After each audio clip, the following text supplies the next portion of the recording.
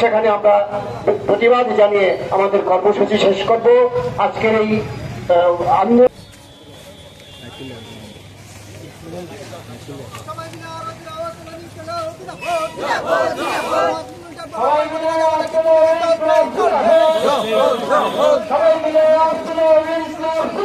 দিনের পর দিন জিনিসপত্রের দাম অস্বাভাবিক হারে বাড়ছে কেন? বিজেপি সরকার জবাব চাই, জবাব দাও।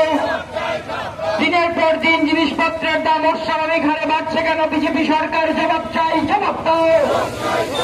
জনগণের পকেট কাটা স্মার্ট মিটার প্রকল্প অবিলম্বে বাতিল করতে হবে।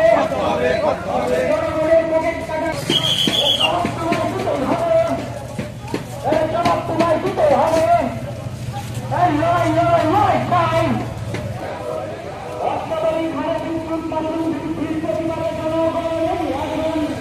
স্মার্ট মিটার লাগানো বন্ধ অবিলম্বে বাতিল করতে হবে। অস্বাভাবিক হারে বিদ্যুৎ মাশুল বৃদ্ধির প্রতিবাদে বিধায়ক কমরেড নির্মল বিশ্বাস পার্টির উদ্যোগ বন্ধ করতে হবে। আমাদের দাবি, সম্প্রতি অস্বাভাবিক হারে বিদ্যুতের যে দাম অর্থাৎ মাশুল বৃদ্ধি করা হয়েছে, সরকারকে অবিলম্বে তা প্রত্যাহার করতে হবে।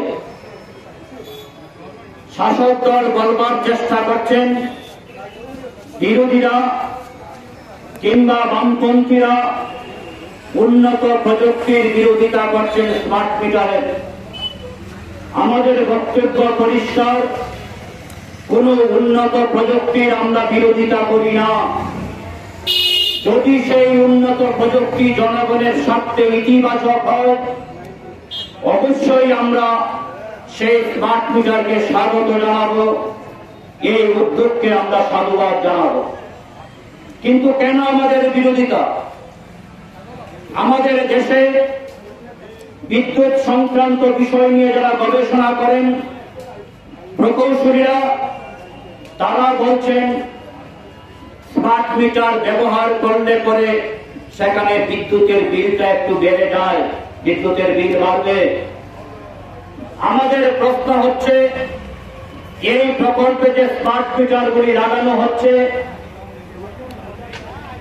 আপনারা শুনছিলেন আমার আগে বক্তা বলছিলেন আপনাদের কাছে যে আমাদের দেশের আদানি, আম্বানি, টাটা, এই সমস্ত গোষ্ঠীগুলিকে তার বরাদ দেওয়া হয়েছে।